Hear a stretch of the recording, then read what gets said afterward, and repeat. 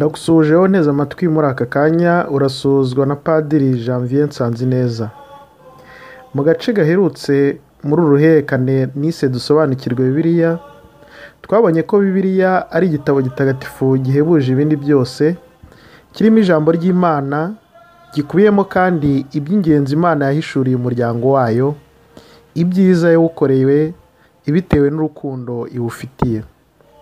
Twabonye ko Bibiliya ari igitabo kigizwe n'ibice bibiri, isezerano rya kera rigizwe n'ibitabo 46 n'isezerano rishya rigizwe n'ibitabo 27. Muri Bibiliya yose igizwe n'ibitabo 73. Uyu mubare 73 uteza impaka nanone bitewe na Bibiliya ufite cyangwa Bibiliya y'idini runaka, kuko Bibiliya zose ntizihuje umubare w'ibitabo, hari izigira 66, izindi 5 cyangwa bingahe. Mu gace k'uyu munsi turareba amoko ya za Bibiliya n'umubare w'ibitabo bizigize. Nguhaye ikaze muri iki kiganiro.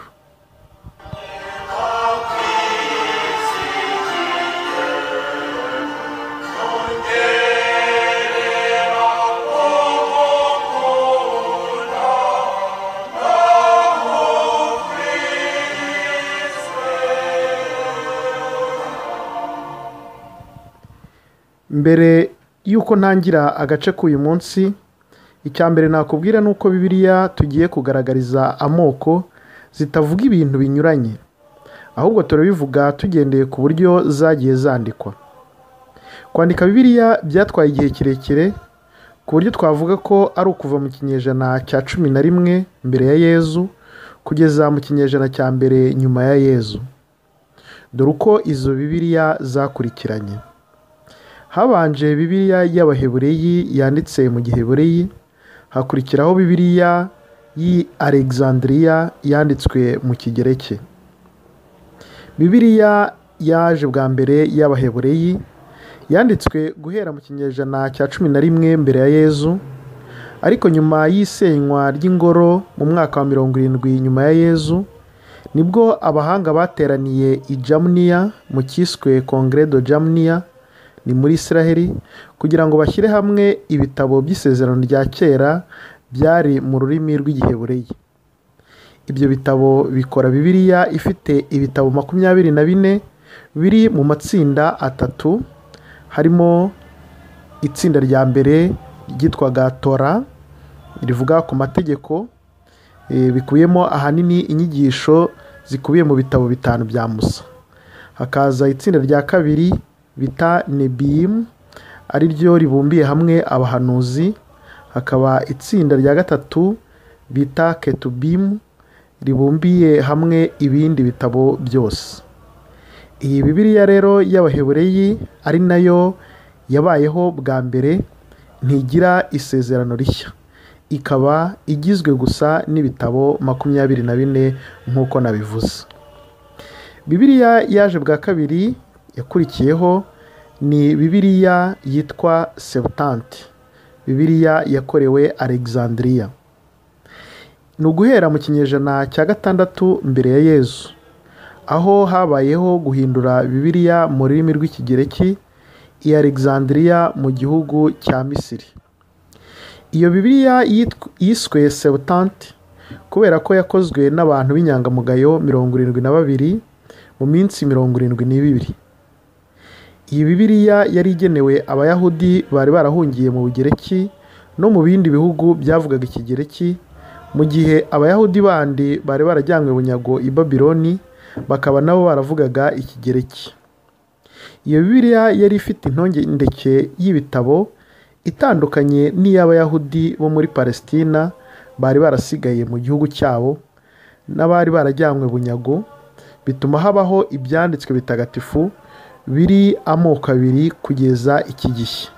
Igice kimwe cy'abari barajyanywe bunyago bavugaga Ikigereki, bakaba bafite Bibiliya yabo yitwaga Septante, ariyo yavutse bwa nyuma mu kinyejana cya 6 mbere ya Yezu. Hakaba n'igice cy'Abayahudi bari barasigaye mu gihugu cyabo batarajyanywe bunyago, bakoreshaga Bibiliya ya mbere y'Abahebureyi yari igizwe n'ibitabo 24. Bibiliya yaje bwa gatatu ni Bibiliya y'Abakristo. Abakristo ba mbere babayeho, Bibiliya irimo isezerano rishya itarabaho, ku buryo nabo mu gihe cya mbere bakoreshaga Bibiliya y'isezerano rya kera. Igitabo cy'isezerano rishya cyanditswe mbere ni ibaruwa ya mbere Mutagatifu Pawulo intumwa yandikiye Abanyatesaloniki ahagana mu mwaka wa 50 nyuma ya Yezu. Aha twanavuga ko Abakristo babaga muri Palestina bavuga Igihebureyi bo bakomeje gukoresha Bibiliya y'Abahebureyi, naho Abakristo babanaga n'Abagereki bavuga Ikigereki bakoresha Bibiliya y'Ikigereki imwe navuze yitwa Septante.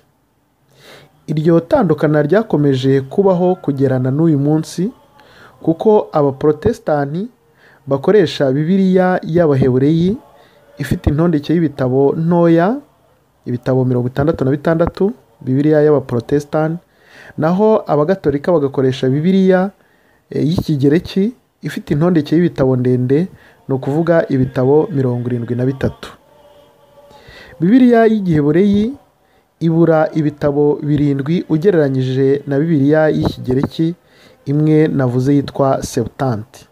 Hari ibice rero bitari muri Bibiliya y'Igihebureyi byanditswe mu Kigereki, harimo igice cy'inyuma cy'igitabo cya Daniyeli n'igice cy'inyuma cy'igitabo cya Esiteri.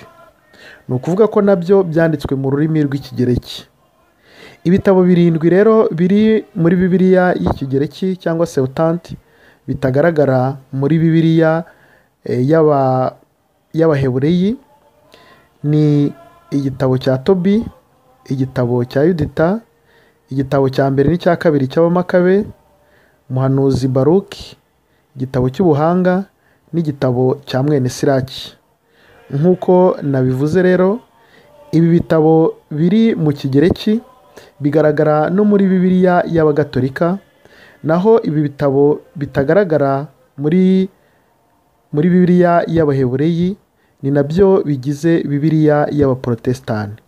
Aha rero niho hagaragara rya tandukaniro ry'ibitabo 73 bigaragara muri Bibiliya y'Abagatolika, Bibiliya ntagatifu, ndetse n'ibitabo 66 bigaragara muri Bibiliya yera cyangwa Bibiliya y'Abaprotestani. Itandukaniro rero muraryumvishe, naho ngaho ni bya bitabo 7 byanditse mu rurimi rw'Ikigereki bitagaragara muri Bibiliya y'Igihebureyi. Muri Isiraheli ndetse no muri Kiliziya, inkomoko y'igitabo gitagatifu yatezaga impaka nyinshi. Abayisiraheli ntibemeraga izindi nyandiko muri Bibiliya yabo zitari izanditse mu Gihebureyi. Ibi byatumye rero inama nkuru y'idini y'Abayahudi iterana ngo yemeze inyandiko n'ibitabo bigomba kuba muri Bibiliya yabo, ari nabyo bikomoka ku Mana, n'ibitagomba kubamo, ubwo ni ukuvuga ibyari mu Kigereki. Amatorero y'Abaprotestani nk'uko nabivuze nayo ntiyemera ibitabo byanditswe mu Kigereki. Kiliziya Gatolika yo yakiriye ibyo bitabo muri Bibiliya yayo, Bibiliya ntagatifu. Urutonde rw'ibitabo byagumye muri Bibiliya y'Abayahudi rwemejwe n'itsinda ry'abahanga mu by'amategeko bahuriye i Jamuniya nk'uko nigeze kubivuga, nyuma y'isenywa ry'ingoro y'i Yerusalemu mu mwaka wa 70 nyuma ya Yezu. Abakristo Gatolika bo bakoresha ibitabo byose by'isezerano rya kera, ari ibiri mu rurimi rw'Igihebureyi n'ibiri mu rurimi rw'Ikigereki. Tugiye kureba noneho ibyo bitabo bya Bibiliya n'uburyo bikurikirana. Bibiliya isezerano rya kera rigizwe n'ibitabo 46 bigabanyijemo amatsinda 4. Itsinda rya mbere ni ibitabo 5 by'amategeko bita ibitabo 5 bya Musa. Ni ukuvuga igitabo cy'intangiriro, igitabo cy'Imukamisiri, igitabo cy'Abalevi, igitabo cy'ibarura n'igitabo cy'ivugurura amategeko. Igice cya kabiri mu bitabo bigize isezerano rya kera harimo ibitabo 16 bivuga ku mateka. Aho hagaragaramo igitabo cya Yozuwe, igitabo cy'abacamanza, igitabo cya Ruta, igitabo cya mbere n'icya kabiri cya Samweli, icya mbere n'icya kabiri cy'abami, icya mbere n'icya kabiri cy'amateka, igitabo cya Ezira, igitabo cya Nehemiya, igitabo cya Tobi, igitabo cya Yudita, igitabo cya Esiteri, igitabo cya mbere n'icya kabiri cy'abamakabi. Igice cya gatatu mu bigize isezerano rya kera ni ibitabo 7 by'ibisigo n'iby'ubuhanga. Hagaragaramo igitabo cya Yobu, hagaragaramo Zaburi, igitabo cy'imigani n'igitabo cy'umubwiriza, igitabo cy'indirimbo ihebuje, igitabo cy'ubuhanga n'igitabo cya mwene Siraki. Igice cya kane ari nacyo cya nyuma gisoza ibitabo bigize isezerano rya kera ni ibitabo by'abahanuzi. Ibyo bitabo akaba ari 18. Hakaba harimo abahanuzi 4 bitwa bakuru, hakabamo n'abahanuzi 12 batoya. Abo bahanuzi rero bose bagize icyo gice cy'abahanuzi harimo umuhanuzi Izayi, umuhanuzi Yeremiya, hakabamo igitabo cy'amaganya, igitabo cy'umuhanuzi Baruki, umuhanuzi Ezekiyeli, umuhanuzi Daniyeli, umuhanuzi Hozeya, umuhanuzi Yoweli, umuhanuzi Amosi, umuhanuzi Obadiya, umuhanuzi Yonasi, umuhanuzi Mika, umuhanuzi Nahumu, umuhanuzi Habakuki, umuhanuzi Sofoniya, umuhanuzi Hagayi, umuhanuzi Zakariya ndetse n'umuhanuzi Marakiya. Byose iyo biteranyije bibyara ibitabo 46. Isezerano rishya ryo rigizwe n'ibitabo 27. Rigabanyije naryo mu buryo bukurikira: hari amavanjiri. Ivanjiri yanditswe n'abanditsi 4 harimo Matayo, Mariko, Luka na Yohani. Hakaba igice cya kabiri kigizwe n'igitabo kirimo amateka ya Kiliziya igitangira, akaba ari igitabo cyitwa ibyakozwe n'intumwa. Igice cya gatatu kigaragaramo amabaruwa Pawulo intumwa yanditse. Harimo ibaruwa yandikiye Abanyaroma, ibaruwa ya mbere n'iya kabiri yandikiye Abanyakorini, ibaruwa yandikiye Abanyagalati, ibaruwa yandikiye Abanyefezi, ibaruwa yandikiye Abanyafilipi, ibaruwa yandikiye Abanyakolosi, ibaruwa ya mbere n'iya kabiri yandikiye Abanyatesaloniki, ibaruwa ya mbere n'iya kabiri yandikiye Timote, ibaruwa yandikiye Tito n'ibaruwa yandikiye Filemoni. Ayo mabaruwa akaba ari amabaruwa 18. Hakaza noneho ibaruwa yandikiwe Abahebureyi. Hakaza ikindi gice cy'amabaruwa yandi asanzwe uretse amabaruwa yanditswe na Pawulo.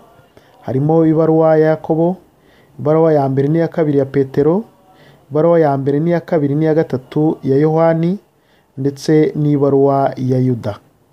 Igitabo cya nyuma mu bigize isezerano rishya ni igitabo cy'ibyahishuriwe Yohani intumwa.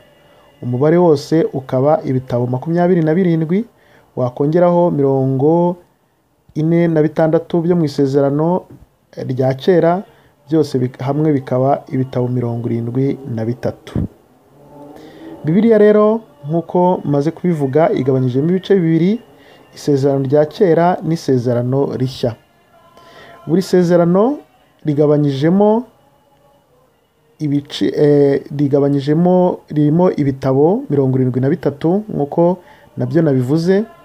Buri gitabo kikaba kigabanyijemo imitwe, ibyo twita mu rurimi rw'igifaransa chapitre. Izo chapitre zikaba zarashyizwemo mu mwaka w'1226 zishyizwemo n'umuhanga witwa Etienne Langton. Buri mutwe cyangwa buri chapitre ugabanyijemo imirongo bita verse mu rurimi rw'igifaransa.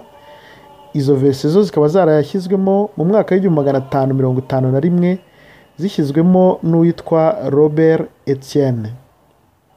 Icyo twamenya mu buryo bwo gukoresha Bibiliya mu misa nuko muri Bibiliya niho dukura amasomo ya misa buri munsi.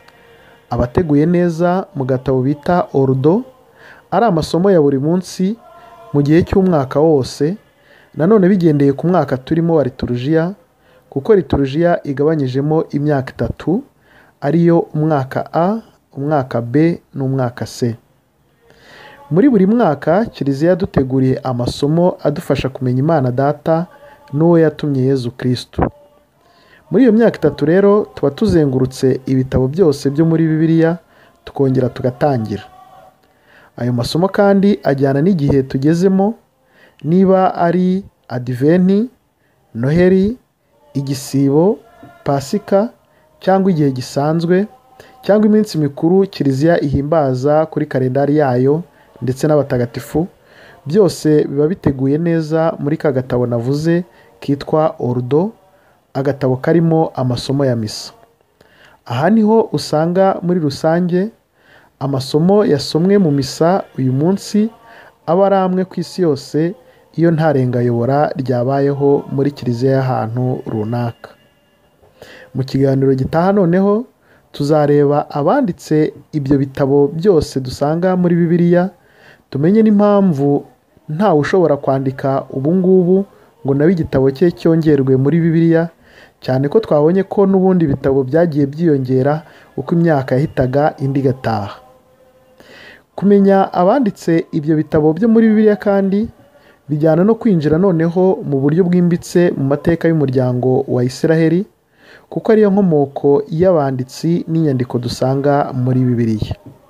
Ntuzacikwe rero n'igice gikurikiraho. Ndagushimiye wowe warunteze amatwi. Ndi Padiri Janvier, naho ubutaha.